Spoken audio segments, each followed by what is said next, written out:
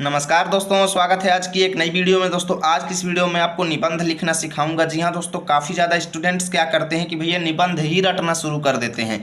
तो वो स्टूडेंट आज की इस वीडियो को अंत तक जरूर देखिएगा, क्योंकि आज की इस वीडियो को देखने के बाद आप किसी भी टॉपिक पर निबंध बना बना करके लिख देंगे, मैं ये गारंटी के साथ कहता हूँ। क्योंकि एक एक टिप्स और ट्रिक्स को मैं आपको अच्छे तरीके से बताऊँगा कि किस तरीके से आपको बोर्ड एग्जाम में निबंध लिखना है, ताकि आप सभी को फुल मार्क्स भी मिले, आपका टाइम भी कम बर्बाद हो, ठीक है, और अच्छे से आप पूरा लिख पाएं। तो चलिए बिना देरी किए हुए वीडियो को शुरू करते हैं और आपको अच्छे से बताते हैं कि भैया निबंध आपको कैसे लिखना है किसी भी टॉपिक पर। ठीक है, यहाँ पर मैंने एक मान लिया कि आपको एक टॉपिक मिलता है विज्ञान वरदान है या अभिशाप। ठीक है, इसकी जगह पर आपको कोई दूसरा टॉपिक भी मिल सकता है एग्जाम में। ठीक है, जरूरी नहीं है कि यही टॉपिक मिल जाए। तो आप लोग करेंगे क्या, ऐसे ही हाईलाइटेड टॉपिक आपको सबसे पहले हाईलाइटेड हेडिंग लिखेंगे, वहाँ पर काले स्केच का यूज करेंगे, ध्यान दीजिएगा, नीले लाल का यूज बिल्कुल भी नहीं करेंगे। ठीक है, उसके बाद देखिए कोई भी टॉपिक हो, मैं सबके लिए बता रहा हूँ, ठीक है ना, सर्वव्यापी कोई भी टॉपिक हो, आपको यहाँ पर पहली हेडिंग क्या डालना है, रूपरेखा डालना है। कोई भी टॉपिक आपको मिले, चाहे चंद्रयान पर लिखना हो, चाहे साहित्य समाज का दर्पण पर लिखना हो, बेरोजगारी की समस्या पर लिखना हो, कोई भी टॉपिक हो, जनसंख्या वृद्धि पर लिखना हो, आपको पहली हेडिंग क्या बनानी है, रूपरेखा बनानी है। ठीक है, समझ में आया। उसके बाद रूपरेखा के अंदर आपको अब सब हेडिंग्स बनानी है। ध्यान दीजिएगा, रूपरेखा के अंदर अब आपको क्या बनानी है, सब हेडिंग्स। सब हेडिंग्स में पहली हेडिंग आप लोग ध्यान दीजिएगा क्या रहेगी, प्रस्तावना रहेगी। ध्यान देना, मैं जो आपको बता रहा हूँ बहुत काम की चीज़ बता रहा हूँ, ऐसा कोई आपको नहीं बताएगा, बस वो आपको निबंध रटवाना शुरू कर देगा। और आज की इस वीडियो में आप पूरा निबंध लिखने का तरीका जानेंगे। ठीक है, पहला हेडिंग यहाँ पर प्रस्तावना रहेगी। दूसरी हेडिंग अब आप लोगों को बना करके लिखना है अपने टॉपिक के हिसाब से। ठीक है, जैसे यहाँ पर विज्ञान वरदान है या अभिशाप है, तो इस टॉपिक से रिलेटेड पहली हेडिंग आप पहले क्या बताएंगे, विज्ञान का महत्व बताएंगे कि विज्ञान आखिर है क्या, या फिर विज्ञान की परिभाषा भी आप यहाँ पर हेडिंग डाल सकते हो, विज्ञान का महत्व हेडिंग डाल सकते हो। ठीक है, विज्ञान, फिर आगे देखिए तीसरी हेडिंग आप क्या डालेंगे, विज्ञान एक वरदान है। फिर चौथी हेडिंग क्या डालेंगे, विज्ञान एक अभिशाप है। और लास्ट हेडिंग जो रहेगी, ध्यान दीजिएगा, कम से कम आपको 5 हेडिंग एग्जाम में लिखना है।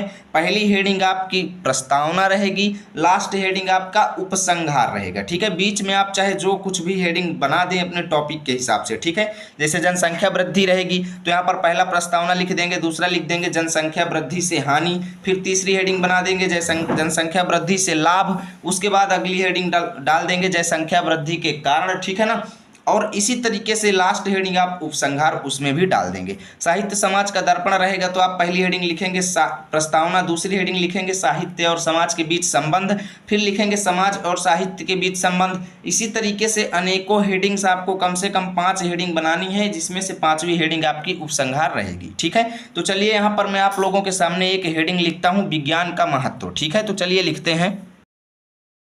तो देखिए दोस्तों, मैंने लिख दिया विज्ञान का महत्व। ठीक है, अब यहाँ पर तीसरी हेडिंग डाल देंगे जो मैंने अभी आपको बताया कि विज्ञान एक वरदान। ठीक है ना, टॉपिक के हिसाब से लेंगे, तो चलिए उसको भी लिखते हैं। तो देखिए दोस्तों, मैंने तीसरी हेडिंग भी डाल दिया, विज्ञान एक वरदान। ठीक है, अब यहाँ पर हम चौथी हेडिंग डालेंगे, विज्ञान एक अभिशाप।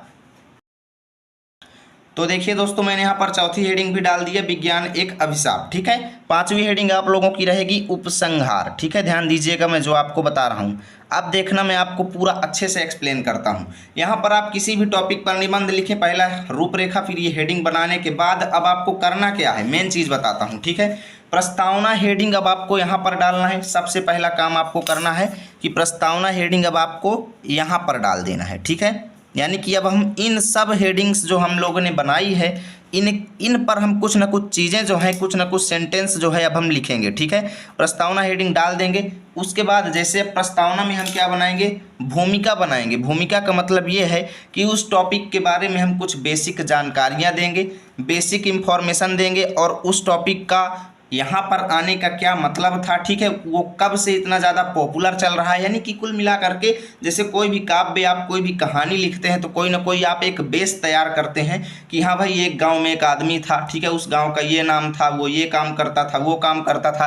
तो वैसे ही यहाँ पर आपको एक रूपरेखा बनानी, एक प्रस्तावना बनानी है, भूमिका बनानी है। कुल मिला करके प्रस्तावना हेडिंग में हम भूमिका लिखेंगे। तो कैसे लिखेंगे, जैसे यहाँ पर हम लिख देंगे कि विज्ञान जो है आज इतना ज़्यादा पॉपुलर हो गया है या इतना ज़्यादा प्रसिद्ध हो गया है कि ये हमारे जीवन के कोने कोने में अपना महत्व पहुंचा दिया है।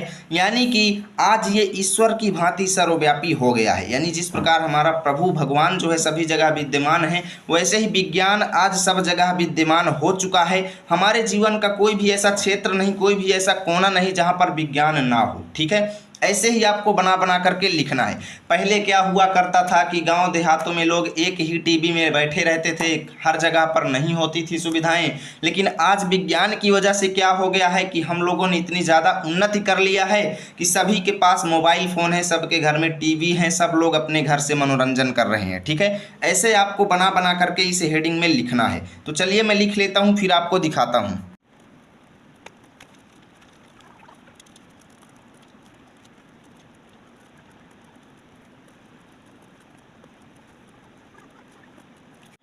तो देखिए दोस्तों, मैंने लिख दिया कि विज्ञान आज ईश्वर की भांति सर्वव्यापी हो गया है। हमारे जीवन का कोई भी ऐसा क्षेत्र नहीं जहां पर विज्ञान के प्रभाव न दिखाई पड़ते हों। ठीक है, जो कभी हम सोच नहीं सकते थे वह सब विज्ञान ने कर दिखाया है। विज्ञान की वजह से आज मानव जीवन इतना खुशहाल हो पाया है। हमें चारों तरफ विज्ञान के प्रभाव दिखाई पड़ते हैं। यानी कि आपको 4 से 5 लाइन में इतनी भूमिका आपको एग्जाम में बना करके लिखना है, ध्यान दीजिएगा। ठीक है, ये हो गया आपकी प्रस्तावना की बात। प्रस्तावना में क्या बनाना है, भूमिका बनाना है। उसके बाद अब आप लोग क्या करेंगे, यहाँ पर अगली हेडिंग डालेंगे। जैसे अगली हेडिंग यहाँ पर प्रस्तावना हमने लिख दिया, अगली हेडिंग विज्ञान का महत्व तो यहाँ पर डालेंगे। ठीक है, उसके बाद यहाँ पर क्या करेंगे, चलिए मैं हेडिंग पहले डाल देता हूँ। तो देखिए दोस्तों, मैंने हेडिंग डाल दिया विज्ञान का महत्व। ठीक है, अब इस हेडिंग में हम क्या लिखेंगे कि विज्ञान हमारे जीवन में क्या किया है, विज्ञान का हमारे लाइफ में क्यों महत्व है, इतना ज़्यादा क्यों फेमस है विज्ञान, ये चीज़ लिखेंगे। तो भैया देखो, पूरा तो मैं लिखूंगा नहीं, मैं आपको बता रहा हूँ कि कैसे आप लोग लिखेंगे। ठीक है, क्योंकि यहाँ पर अगर एक एक अक्षर ऐसे ही हम लिखेंगे पूरा, तो वीडियो हमारा बहुत ज़्यादा बड़ा हो जाएगा और आपको भी बोरिंग लगने लगेगा। लेकिन मैं आपको मेन चीज़ बताता हूँ कि कैसे आपको बना करके लिखना है। जैसे विज्ञान का महत्व की बात आती है तो यहाँ पर बना करके लिख दो दोस्तों कि विज्ञान हमारे जीवन में बहुत ज़्यादा काम आता है। ठीक है, और विज्ञान के बिना हमारे जीवन की आजकल कोई भी ज़रूरतें भी पूरी नहीं होती हैं, क्योंकि हर जगह हमें विज्ञान का कोई ना कोई उपयोग दिखाई पड़ता है। ठीक है, विज्ञान की ही वजह से आज हमें बहुत सारी सुविधाएं मिली हैं। फिर आगे लिख देंगे कि विज्ञान द्वारा प्रदान की गई प्रमुख सुविधाएं कुछ इस प्रकार हैं। ठीक है, उसके बाद लिख देंगे कि विज्ञान ने हमारे जीवन के अलग अलग क्षेत्रों को अलग अलग तरीके से प्रभावित किया है। ठीक है, शिक्षा के क्षेत्र में, कृषि के क्षेत्र में, उद्योग के क्षेत्र में, आगे आप लोग लिखेंगे कि अनेकों रक्षा के क्षेत्र में, जितने भी क्षेत्र हैं सब जगह हमारे विज्ञान ने आज हमें प्रभावित किया है और हम लोगों को उन्नति के पथ पर पहुंचाया है।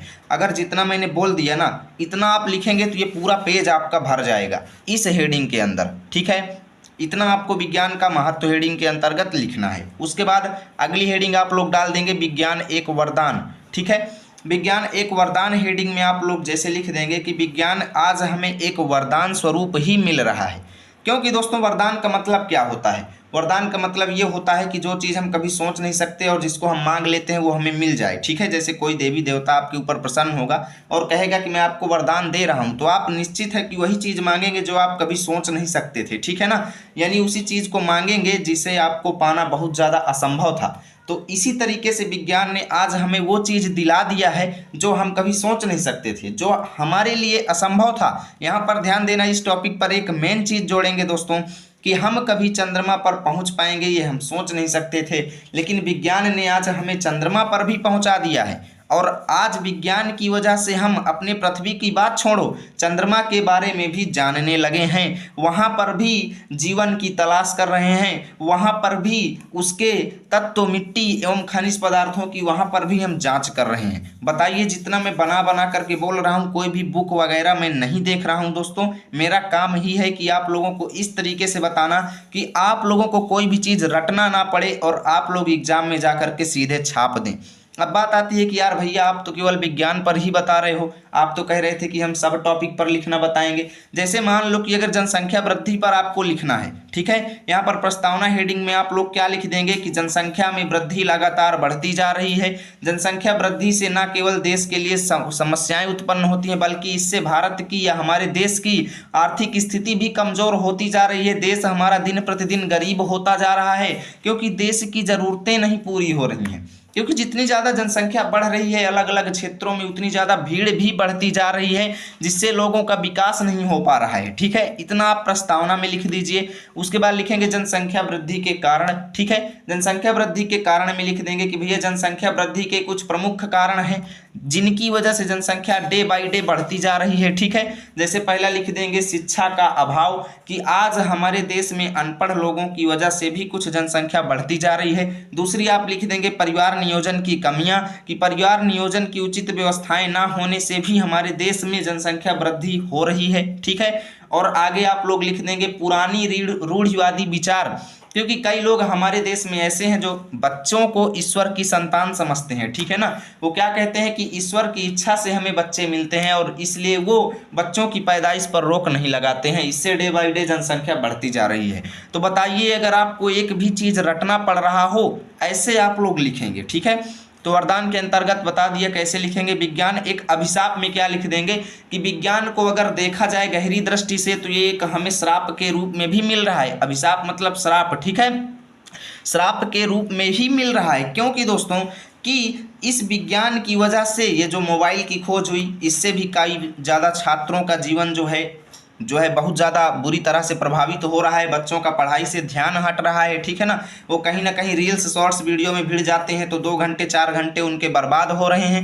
बस ऐसे ही लिखना है कि ये विज्ञान जो है हमारे क्षेत्र के लिए जितना ज़्यादा हमारे जीवन के लिए लाभदायक है, उतना ही ज़्यादा नुकसानदायक भी है, क्योंकि इसने हमारे बहुत सारे कामों को भी नुकसान पहुँचाया। क्योंकि दोस्तों परमाणु बम की खोज से मनुष्य आज अपनी ही खोज से अपनी ही जान को जोखिम में डाल रहा है। क्यों डाल रहा है? क्योंकि ये परमाणु बम बना किसने बनाया? विज्ञान ने बनाया, और इसी को अपने ही दुश्मनों पर प्रहार करते हैं, आदमी ही आदमी को मार रहे हैं। तो यह है क्या? विज्ञान का ही तो नुकसान है दोस्तों, विज्ञान का ही तो दुरुपयोग है। हमें विज्ञान का दुरुपयोग नहीं करना चाहिए दोस्तों।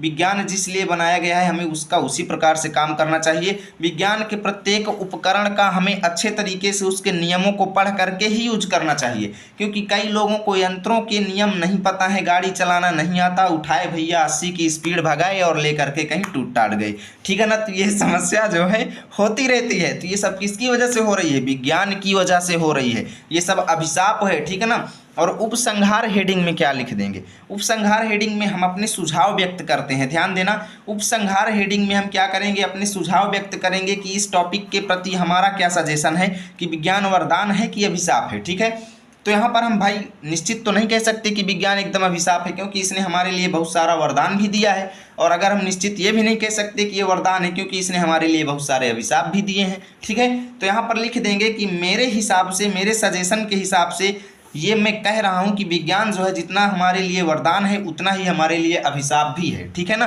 क्योंकि जितना ज़्यादा हमें इसके लाभ मिल रहे हैं उतना ही ज़्यादा हमें नुकसान मिल रहे हैं। लेकिन आप लोग क्या लिखेंगे कि मेरे हिसाब से ये ज़्यादातर वरदान ही है, क्योंकि ये अभिशाप हमें तभी साबित होता है जब हम इसका गलत उपयोग करते हैं। जब हम विज्ञान का गलत उपयोग करेंगे तभी विज्ञान हमारे लिए अभिशाप होगा। लेकिन अगर हम विज्ञान का सही उपयोग करेंगे तो ये हमारे लिए हमेशा वरदान सिद्ध होता है। ठीक है ना, इसलिए मेरे हिसाब से, मेरे अनुभव के हिसाब से विज्ञान जो है 80 से 85% वरदान में है, बाकी अभिशाप में है। क्योंकि अभिशाप विज्ञान तभी होता है जब उसका हम दुरुपयोग करते हैं। ठीक है, इतना जितना मैंने एक 6-7 मिनट से बकबका डाला ना, इसको अगर आप लिखेंगे तो 4 से 5 पेज में पूरा निबंध आएगा। और ध्यान देना, अगर इतनी बड़ी कॉपी है तो आपको कम से कम 9 अंक प्राप्त करने के लिए भैया 5 पेज भरने पड़ेंगे। कितने पेज भरने पड़ेंगे? 5 पेज, तभी फुल मार्क्स मिलेंगे। यानी कि एक हेडिंग में आपको 1 पेज पूरा लिखना पड़ेगा। ठीक है, 1 पेज पूरा लिखेंगे। अगर आप इंटर में हैं तो भी, हाई स्कूल में है तो भी, क्योंकि दोस्तों दोनों के निबंधों के अंक सेम है। 9-9 अंक के निबंध दोनों कक्षाओं में आते हैं। ठीक है, तो आज की इस वीडियो में आपको निबंध लिखने का कुछ बेसिक तरीका बताया हूँ। उम्मीद करता हूँ वीडियो अच्छी लगी होगी। अगर आपको किसी स्पेसिफिक टॉपिक पर निबंध चाहिए तो भैया कमेंट करें, उस पर मैं इसी तरीके की वीडियो बना दूंगा, क्योंकि मुझे उम्मीद है कि इस वीडियो को देखने के बाद आप विज्ञान पर तो तनिक भी नहीं रटेंगे निबंध, ठीक है ना, और हर एक टॉपिक पर निबंध बनाने की कोशिश करेंगे। तो चलिए दोस्तों, मिलेंगे आपके साथ अगले वीडियो में, तब तक के लिए जय हिंद जय भारत।